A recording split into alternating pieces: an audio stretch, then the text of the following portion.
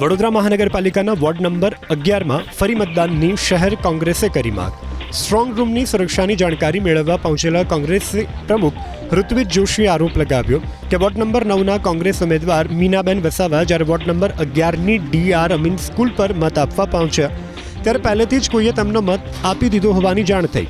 હાજર અધિકારીએ તેમનો મત પડ્યાની જાણકારી આપી, જ્યાં કોઈના અંગૂઠાની નિશાન લાલ રંગની સહી પણ કરેલી મળી જોવા, જેથી શહેર કોંગ્રેસે વોર્ડ નંબર 11માં ફરીથી મતદાન કરવાની માંગ કરી છે.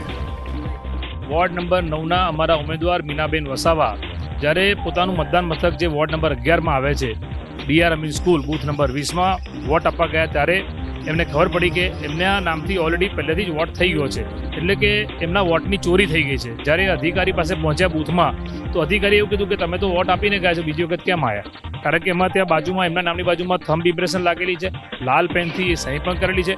અને સૌથી મોટી વાત કે અમારા ઉમેદવાર પાસે ટેન્ડર વોટ કરવામાં આવ્યો છે. એટલે ટેન્ડર વોટ એટલે ઇલેક્શન કમિશનની ભાષામાં જો વાત કરીએ તો ટેન્ડર વોટનો મતલબ કે બોગસ વોટિંગ થયું છે, કે વ્યક્તિની જગ્યાએ કોઈ બીજો મતદાન કરી ગયું છે. એટલે આ તો પુરાવા પણ છે. એટલે અમારી માંગણી છે કે ભાઈ રી-ઇલેક્શન થવું જોઈએ, કારણ કે સાંજે 5:15 આ મતદાન કરવાથી ખબર પડી, સવારે 7 વાગ્યાથી વોટિંગ શરૂ થઈ ગયું હતું. તો આખા દિવસમાં કેટલા બોગસ વોટ થયા હશે એ પણ બહુ મોટી શંકા કુશંકાઓ ઉપજાવે એવું છે. માટે અમારી માંગણી છે કે વોર્ડ 11માં રી-ઇલેક્શન થવું જોઈએ.